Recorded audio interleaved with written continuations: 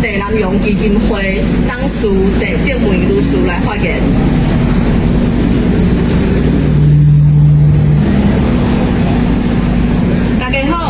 大家好，我是郑竹梅，谢谢今天的参与的团队朋友，还有媒体朋友，还有维持秩序的警察先生们。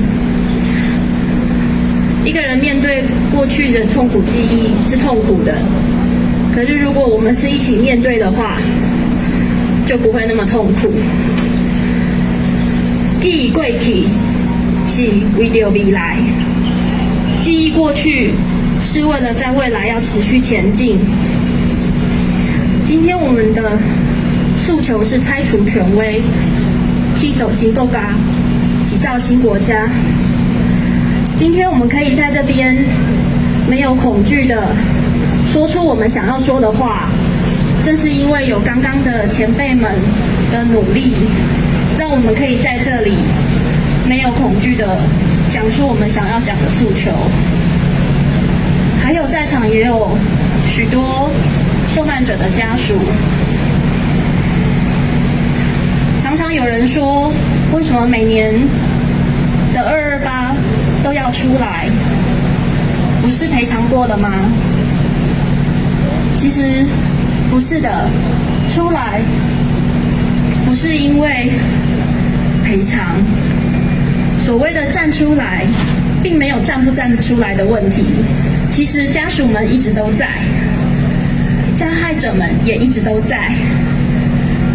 那加害跟受害要如何在这个社会共处，或者是我们要如何看待过去那一段历史，还是需要持续的练习。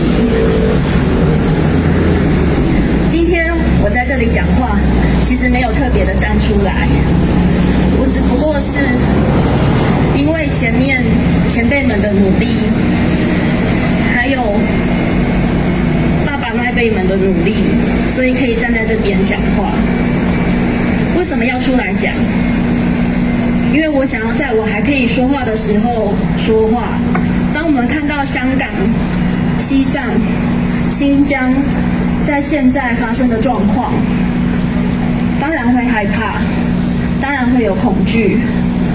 我们持续的说，我们持续的记忆，是为了在未来不要有重蹈覆辙的事情发生。